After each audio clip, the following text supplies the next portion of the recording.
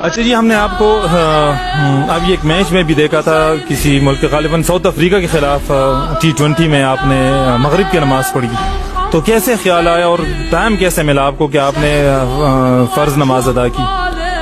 دیکھیے جی، اللہ جل جلالہ کا حکم ہے اور اس حکم کو پورا کرنا چاہیے. اس میں یہ نہیں ہونا چاہیے کہ میں گراؤنڈ میں ہوں یا میں دفتر میں ہوں یا میں ایکسپائرڈ کہاں پہ بھی ہوں.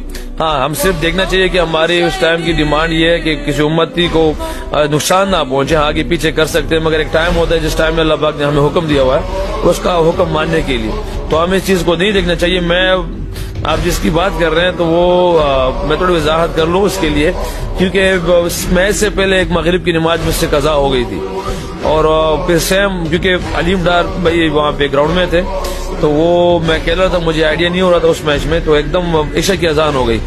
تو میں نے اچانک گھبرا کے پیچھے دیکھا تو علیم نے کہا کیا ہوا؟ میں نے کہا کہ مغرب کی نماز نکل گئی. تو اس نے کہا کوئی نہیں، انشاءاللہ بعد میں پڑھ لیتے ہیں. تو پھر سیم اسی اگلے دن ہمارا پھر میچ آیا. اسی طرح اللہ پاک میں سارا سینارو میں پچ پہ کھڑا ہوا تھا تو وہاں پہ میں نے علیم بھائی سے کہا کہ علیم بھائی آج جو ہے نا مغرب نہیں جائے گی اللہ کے حکم سے. اگر میں اندر کھڑا رہا اور جہاں سپر سپر کا ٹائم ہوتا ہے جو ہمارے 3-4 منٹ کا ٹائم ہوتا ہے وہاں پہ، نہیں اگر میں اندر رہا تو انشاءاللہ میں نے مغرب کی نماز یہاں پہ پڑھ لیجیے کیونکہ اللہ کا حکم ہے اور قضا ہو جائے گی تو اچھا تھوڑا سا نہیں لگتا.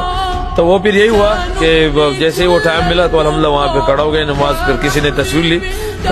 اب میں اس کو شو دینے کا مگر میں اس بات کو صرف سمجھتا ہوں کہ اللہ جل جلالہ کا حکم جہاں پہ بھی ہو ہمیں اس حکم کو پورا کرنا چاہیے کیونکہ نمازوں کی پابندی 5 ٹائم کی پابندی ہے جو اللہ کا حق ہے ہم پہ، تو وہ کرنا چاہیے ہمیں.